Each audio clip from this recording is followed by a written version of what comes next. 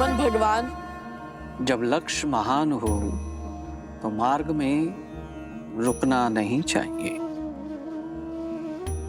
सिया राम के आयान की संपूर्ण कथा सुनाने का समय आ गया है लवकुश।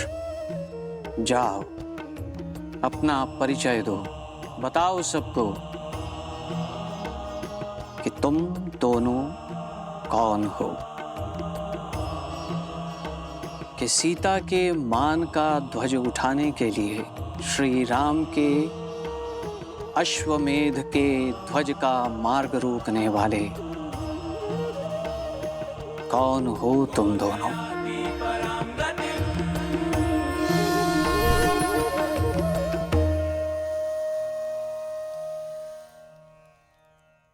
धन्य है त्रिकालदर्शी भगवान वाल्मीकि।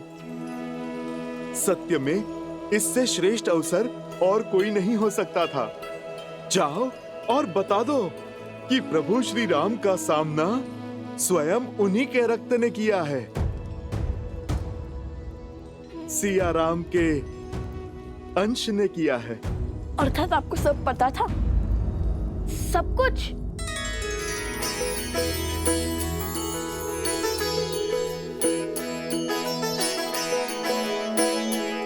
मैं तो बस सेवक हूँ प्रभु श्री राम का, और वो काज मैं कभी भी नहीं होने दूंगा जो मेरे प्रभु श्री राम और उनके परिवार के विरुद्ध जाए। जो सत्य तब ना समझा वो अब समझ आया है कि क्यों भगवान वाल्मीकि ने मुझे आज ही के दिन तक चुप रहने के लिए कहा था। मुझे क्यों रोके थे वो? क्योंकि रामायण को संपूर्ण होने के लिए माता सीता का होना आवश्यक था, और माता के अयोध्या आने का शंखनाद तो अब हुआ है। अब बताइए, अयोध्या के कुल के वंशज इस कार्य को कैसे आगे ले जाएंगे और कैसे इसे संपूर्ण करेंगे?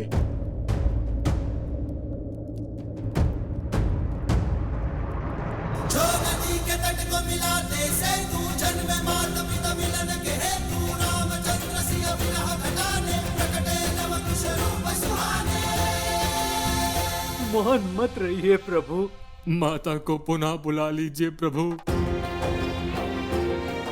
रघुवंश के दीपकों की आवश्यकता अवध में है प्रभु। श्री राम के पुत्रों को सम्मान ले आइए प्रभु। इतनी शीघ्र? रुकिए।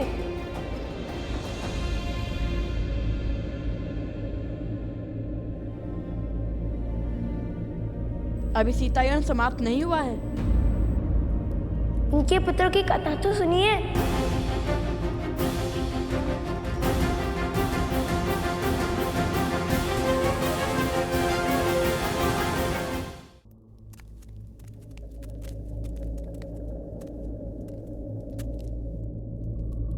सीता के गर्भ में रघुवंशी है, इसका भान श्री राम को था, किंतु वो एक नहीं 2 बालक हैं, इसका किसी को ज्ञान न था।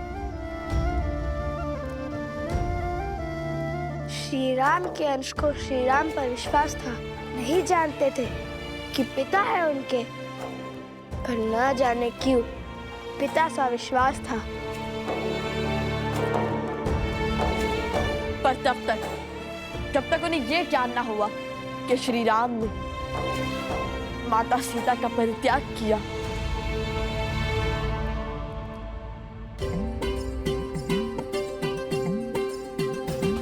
जब जानी सीता की पीड़ा, भक्ति को संशय ने घेरा, प्रण कर बैठे सिया राम मिलन का शंख युक्त गाथा फूका, गाथा फूका।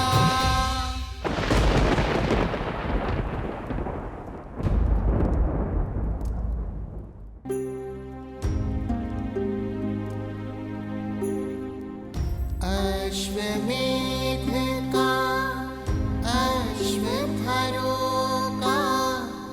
चाहा भेंट करे रघुनंदन, पर नियति ने खेल रचाया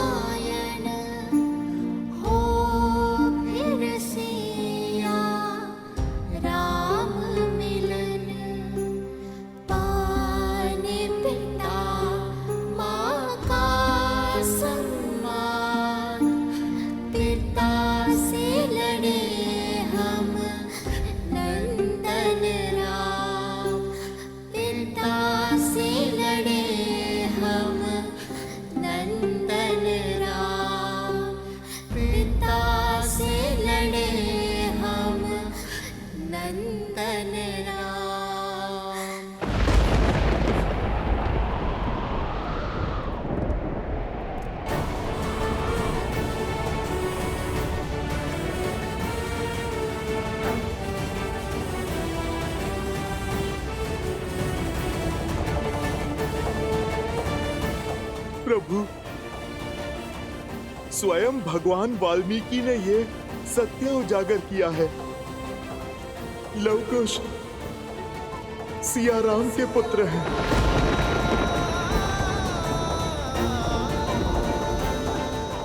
मेरे पुत्र।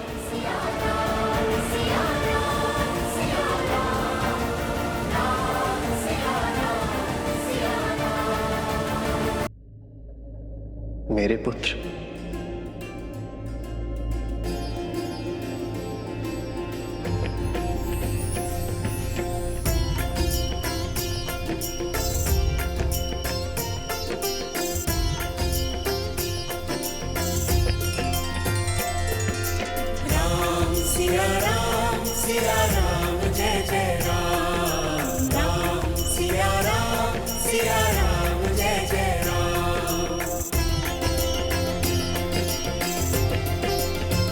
पिताश्री, मंगल भवन मंगल हारी, द्रवहु सुदशरथ मेरे पुत्र हो। अजहारी।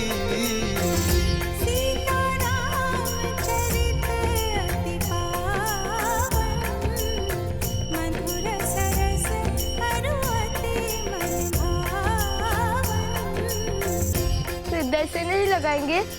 आशीर्वाद नहीं देंगे? पिताश्री, पिताश्री,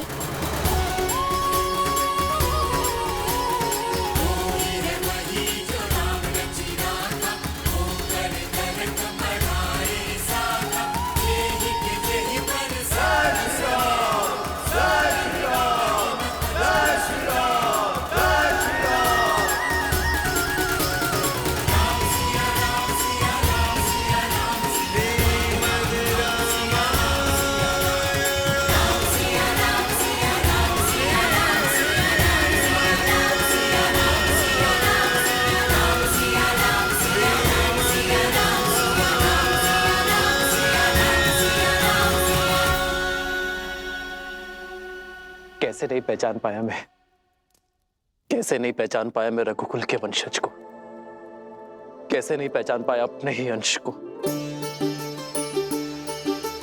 जब जब तुम दोनों को देखा तब तब अपनत्व का आभास हुआ, मन में मोह उत्पन्न हुआ, प्रफुल्ल चित्त का भास हुआ।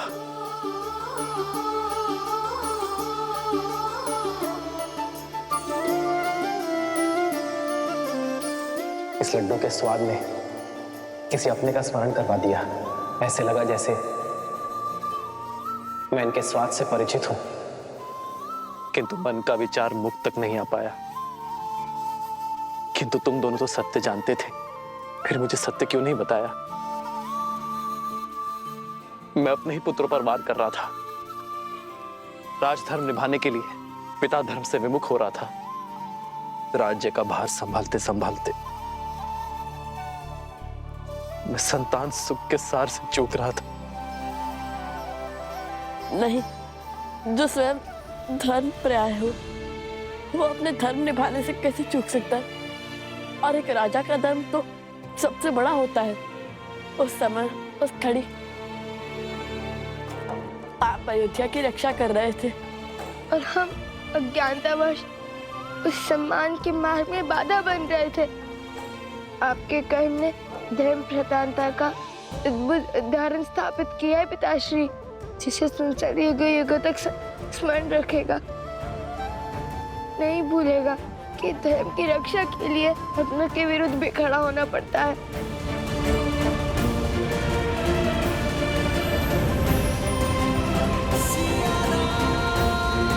आपकी वह धरोहर हमारे पास रह गई थी, इसी के कारण हमें सत्य का पता चला।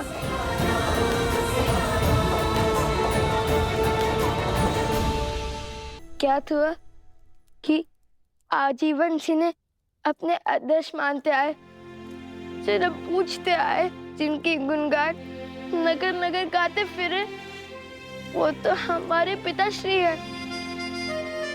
जिन विचारों के साथ,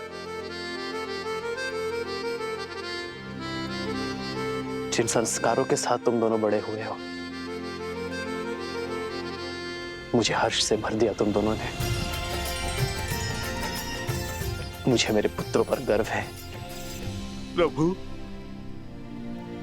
मैं भी आपसे क्षमा चाहता हूँ।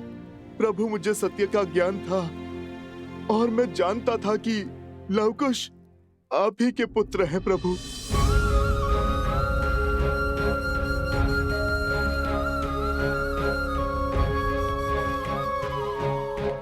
हनुमान जी, यदि आपको ये सब पहले से ही ज्ञात था तो आपने हम लोगों को बताया क्यों नहीं? ये कठिनाई, ये संघर्ष, द्वंद्व ये होता ही नहीं। मैं अपने भतीजों पर कभी ऐसा चलाता ही नहीं।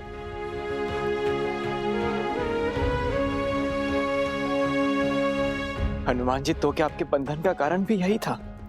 भरत भैया, मैं तो प्रभु श्री राम का सेवक हूँ। धर्म, मर्यादा और नियति के विरुद्ध नहीं जा सकता। मुझे भगवान वाल्मीकि जी ने सही समय की प्रतीक्षा का निर्देश दिया था। उन्होंने लवकुश को भी इस सत्य को प्रकट करने से रोका था और उन्होंने ही माता सीता को भी।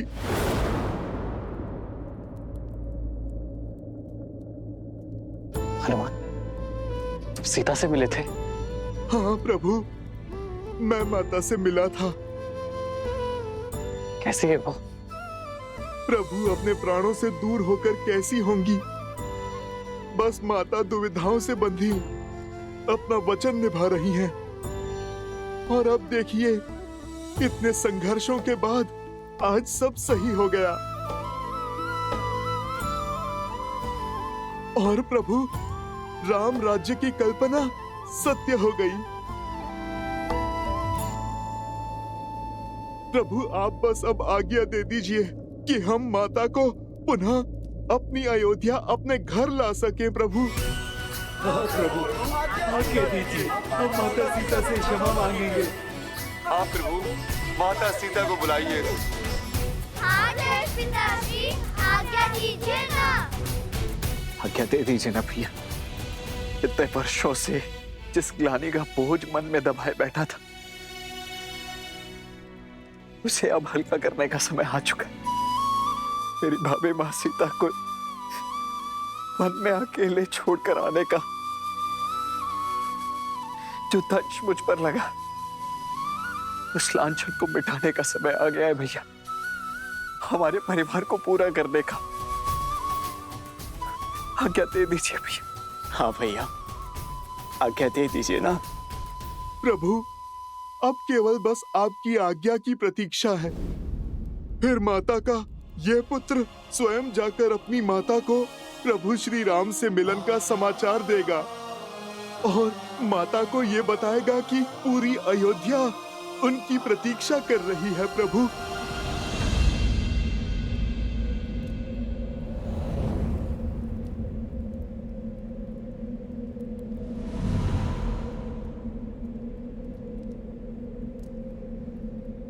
नहीं,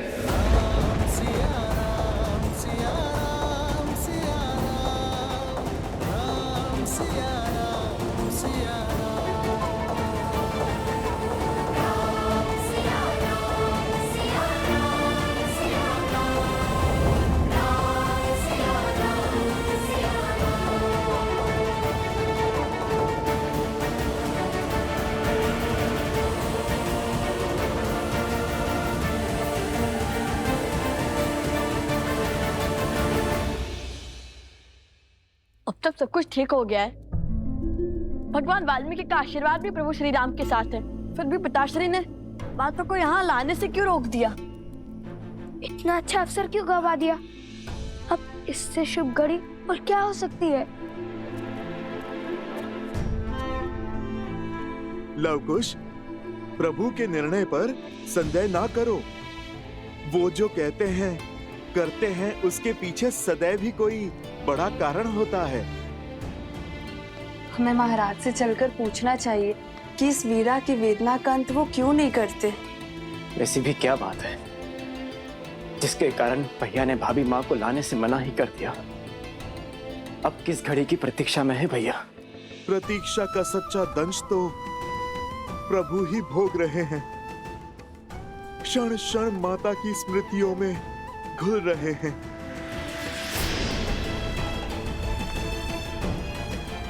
हमें भैया की इस प्रतीक्षा के पीछे के कारण को समझना होगा। न जाने कब हम अपने माता पिता को एक कर पाएंगे।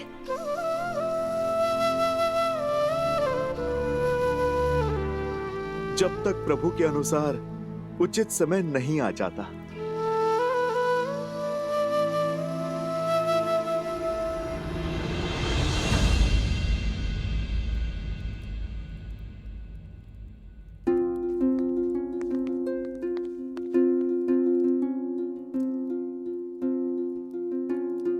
भैया,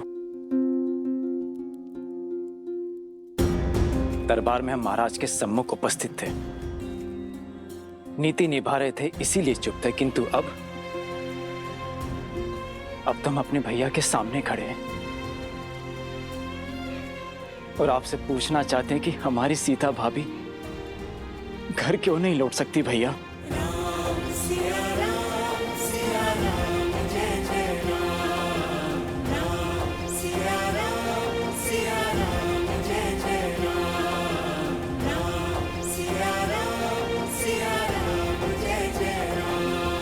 हम सब इतने वर्षों से उनकी प्रतीक्षा कर रहे हैं। ये राज्य, ये महल, ये परिवार, ये सब कुछ भाभी माँ के बिना सुना है भैया। इतने वर्षों के वियोग का अंत कर क्यों नहीं देते आप? क्या कारण है कि अब भी आप भाभी माँ को लौटने नहीं दे रहे हैं भैया?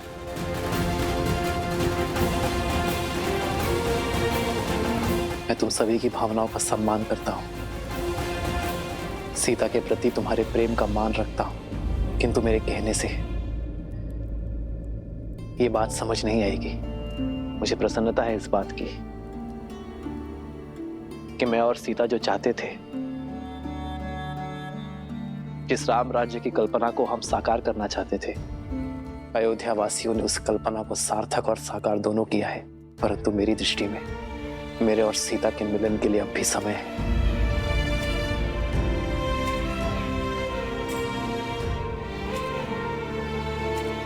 कदाचित सियाराम के भाग्य में तनिक प्रतीक्षा और लिखी है लक्ष्मण, और ये प्रतीक्षा अत्यंत आवश्यक है। किंतु जब भी उचित समय होगा तो तुम्हारे मन में जितने भी प्रश्न हैं उनके उत्तर तुम्हें मिल जाएंगे लक्ष्मण।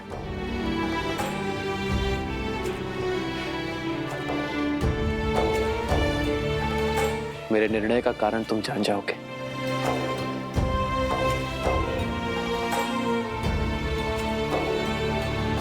प्रभु,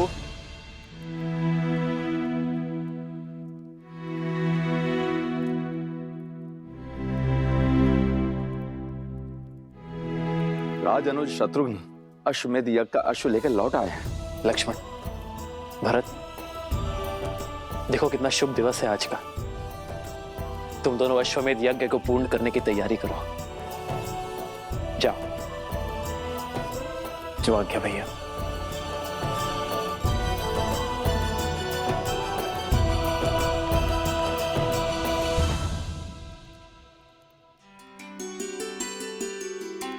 प्रेम समर्पण करुणा ज्ञान से है भरा दो प्यारा नाम। जय सिया राम, जय जय सिया राम, जय सिया राम, जय जय सिया राम।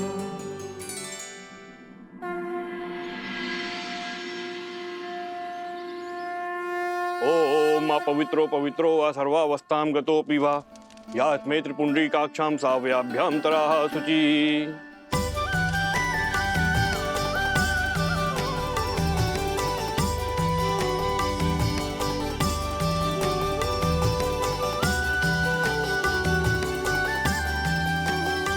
सिया राम,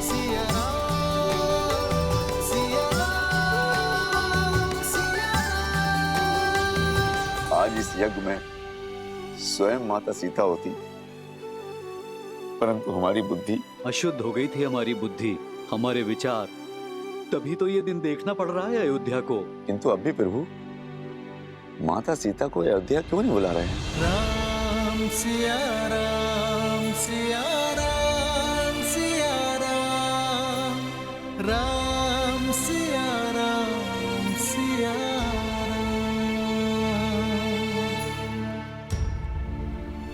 आर्य, मैं जानती हूँ आज आपके लिए, हमारी अयोध्या के लिए कितना शुभ है। आज अश्वमेध यज्ञ संपूर्ण होने को है। आज तो आपके साथ की थी, आपके पास बैठकर यज्ञ को संपूर्ण करने की थी। किंतु सियाराम कितने भी दूर हो, उनकी आत्मा सदा एक रहेगी। आपके पास नहीं हूं तो क्या हुआ, आपको स्मरण कर आहुति तो दे सकती हो ना। अरे महाराज राम, आपको ये अंतिम आहुति महारानी सीता के साथ देनी होगी।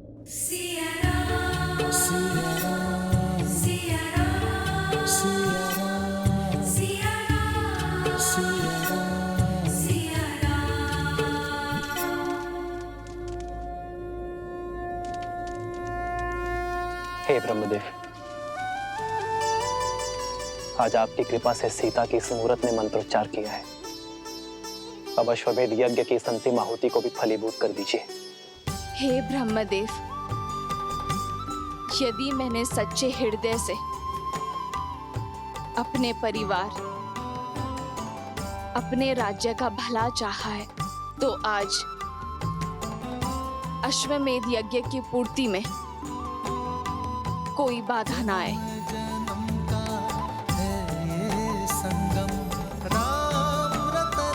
सीता,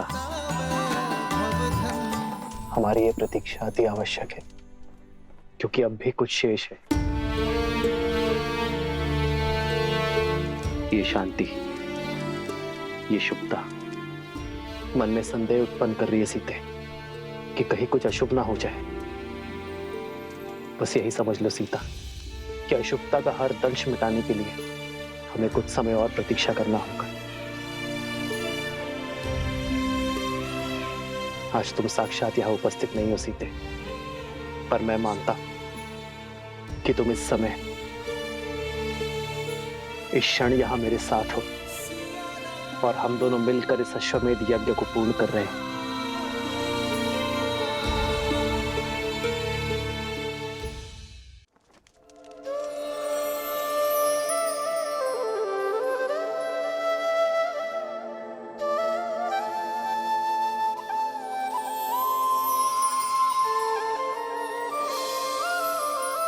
सीता को रखते हृदय रघुराई, पूर्ण राम को करने आई। राम है लोचन सीता दृष्टि, राम है बादल सीता वृष्टि। राम सिया राम सिया राम सिया राम, राम सिया राम सिया राम,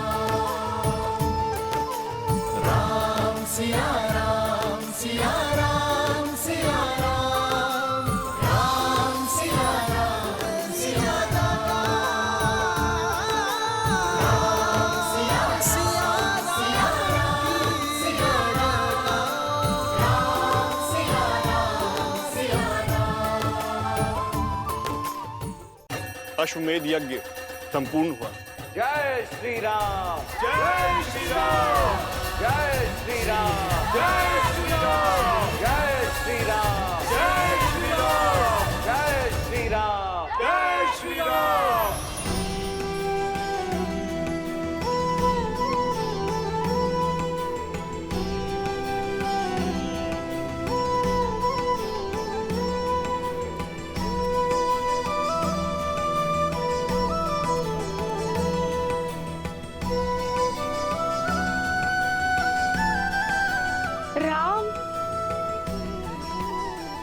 सदा सुखी रहो। आयुष्मान भव।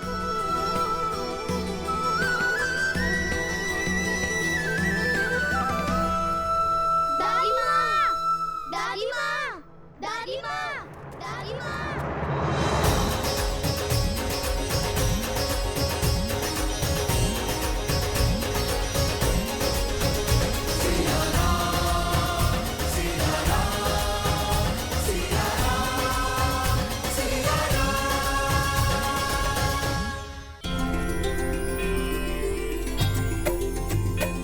जो नदी के तट को मिलाते से तू जन्म मात पिता मिलन के हेतु रामचंद्र सिया विरह घटाने प्रगटे लव कुश रूप सुहाने।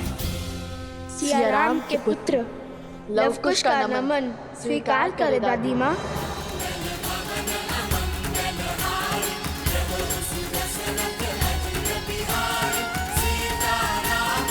उठो पुत्र,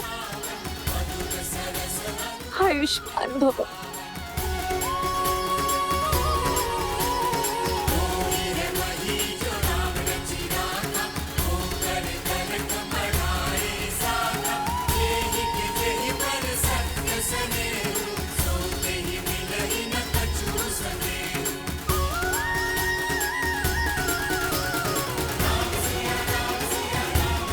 आज तुमने हमें तृप्त कर दिया राम, हमें इतने सुंदर पुत्रों का सुख दिया, किंतु ये तृप्ति अधूरी है। मेरी सीता कहाँ है?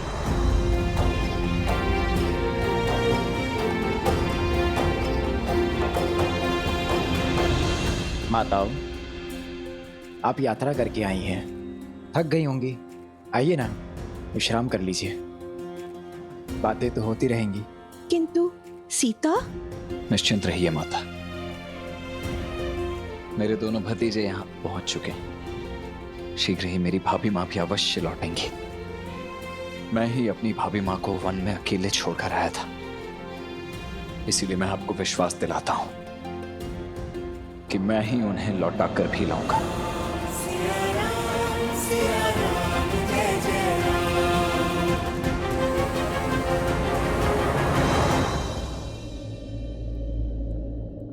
देखो, यदि तुम दोनों नहीं तो हम करेंगे ज्येष्ठ पिताश्री से बात। हाँ, प्रतीक्षा की भी कोई सीमा होती है। और तुम लोग कैसे मान गए लवकुश? बताओ लवकुश, सिया राम को मिलाने के लिए तुमने अपने आराध्य से युद्ध किया, अश्वमेध के अश्व को रोका, राम भक्त हनुमान को बांधा। अब उनसे ये पूछने का साहस नहीं जुटा पा रहे हो कि प्रतीक्षा की परीक्षा इतनी लंबी क्यों है? अब तो तुम्हें अपने प्रश्नों का और तीव्रता से प्रहार करना चाहिए। अब तो तुम्हारी दादी माताओं की शक्ति भी तुम्हारे साथ जुड़ गई है। कैसे कैसे दादी माँ, कैसे प्रश्न करें उनसे? अब तक भक्त बनकर हमने माता सीता का अधिकार मांगा, किंतु अभी अभी तो हम इस घर का, अयोध्या का, इस परिवार का अंग बने हैं। मैं समझ गई। महाराज से भेंट करने में संकोच हो रहा है तुम दोनों को। हाँ, मैं तुम्हें बताती हूँ राम से कैसे मिलना है।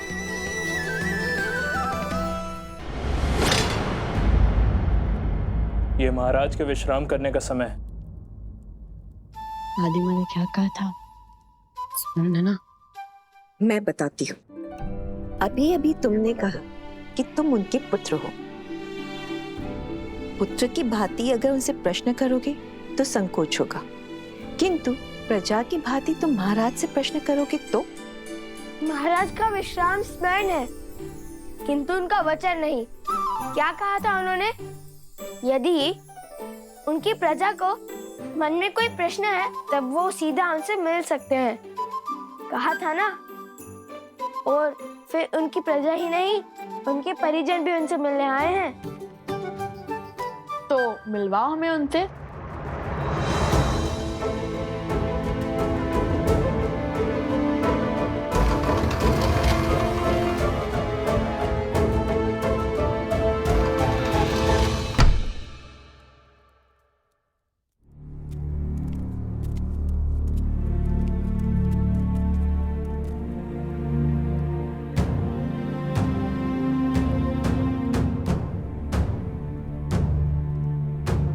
जयेश पिताश्री, कहाँ गए जयेश पिताश्री? सेवक, जी राजकुमार। आपने कहा था महाराज विश्राम कर रहे हैं, कहाँ गए वो? भैया,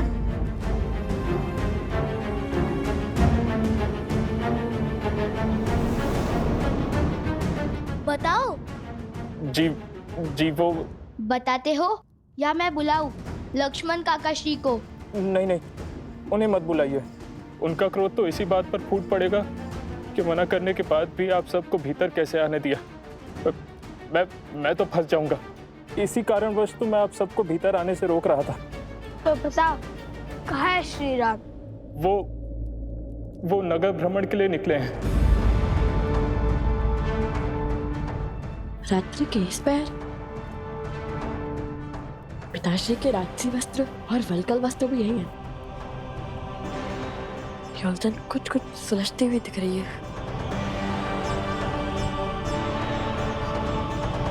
ले लो, पुष्प ले लो, पुष्प ले लो, पुष्प ले लो, पुष्प ले लो।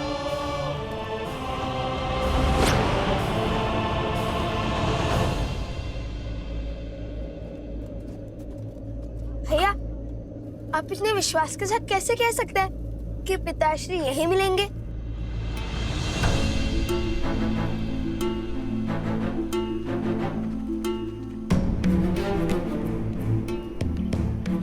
वो महाराज राम रात्रि के इसी समय 13 वर्ष पहले नगर भ्रमण के लिए निकले थे और उस समय माता सीता को अपना राज्य छोड़ना पड़ा था। परंतु वो है कहाँ? वहाँ उस दुकान के पास देखो, वहाँ।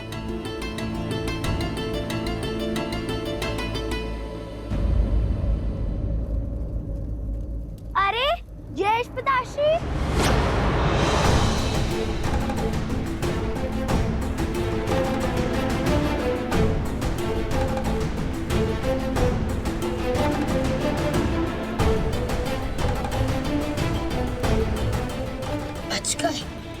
एक धैर्य रखो, अभी हमें पिताश्री के इस नगर भ्रमण का उद्देश्य भी जानना है।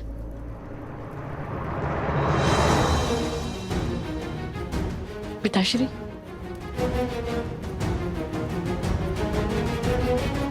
चलो उनका पीछा करते हैं।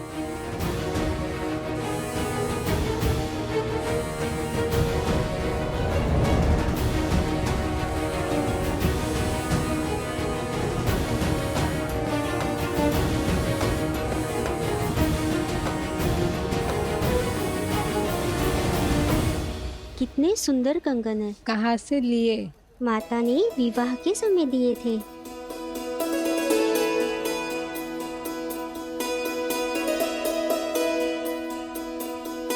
पुत्री, भूख लगी होगी ना? जाओ, जाकर भोजन कर लो। हमें न जाने कितना समय लगेगा। नहीं माताश्री, बहुत सास से पहले भोजन कैसे? माता भी कहती हो और पराई भी मानती हो। कब तक भूखे प्यासे रहकर प्रतीक्षा करोगी? हम तो बातों बातों में दिन रात्रि का चक्र ही विसरा देते हैं। तुम जाओ, घर जाकर विश्राम करो।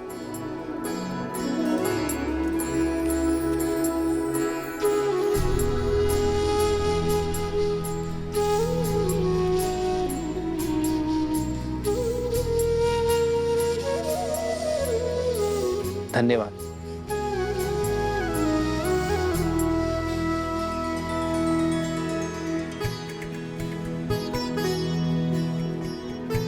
अरे भाग्यवान, तुमने मुझे बुलाया क्यों नहीं? कोई ग्राहक भी नहीं है। लाओ, तुम्हारा हाथ बटा दूं। नहीं, मैं स्वयं कर लूंगी। आप तनिक विश्राम करो। तुम काम करो, मैं विश्राम? कदापि नहीं। साथ मिलकर करेंगे तो शीघ्र हो जाओगा। लाओ।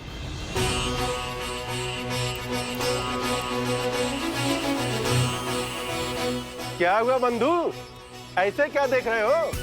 दूर देश से आए हो क्या? तभी तो अचंभित हो। ये राम राज्य है। यहाँ स्त्री और पुरुष एक वाहन के दो पहिए हैं। दोनों में कोई भेद नहीं है। जय श्री राम। जय श्री राम। जय श्री राम। सहा, लौटी अब शीतल छाया है, कर स्थापित मर्यादा, संसार के पाप को हर उठा कर तारम, हरि आए हैं बन के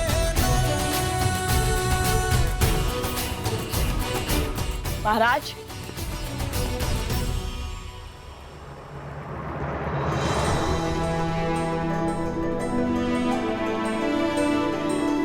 अब हम समझे कि आप सत्य को अपनी आंखों से देखना चाहते थे, सत्य को अपने कानों से सुनना चाहते थे, सत्य को अपने मन से आभास करना चाहते थे, अयोध्या के वासियों के हृदय को टटोलना चाहते थे। उचित समझा तुमने पुत्र। कई बार व्यक्ति भावनाओं में पड़कर बड़े बड़े वचन तो दे देता है, बड़ी बड़ी बातें कर देता है, किंतु अपने दिए वचनों को निभा नहीं पाता, क्योंकि वचन निभाने की असली परीक्षा समय और भावनाओं के बीतने के बाद आरंभ होती है। तब देखा जाता है कि व्यक्ति अपने दिए वचनों को निभा पाता है या नहीं। और आज मुझे ये देखकर, ये जानकर, ये समझकर बहुत प्रसन्नता हो रही है कि रामराज्य की जिस परिकल्पना को मैंने और सीता ने साथ मिलकर देखा था, वो हर रूप से चरितार्थ हो रही है। तो क्या अब हम माता सीता को बुला सकते हैं क्या?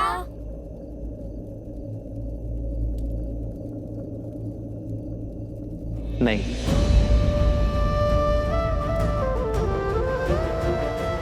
अब कौन सी परीक्षा रह गई? परीक्षा नहीं मेरे पुत्रों, एक संदेश शेष है।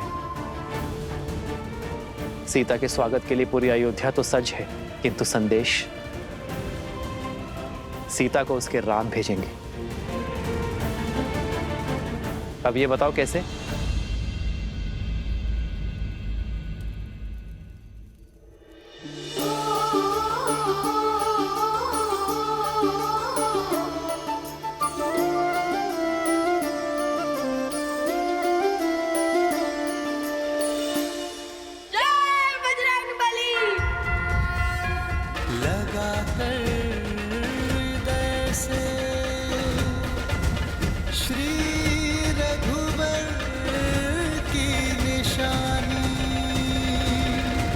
कैसे बताए महारानी सीता को कि उनके लिए श्री राम ने कोई संदेश नहीं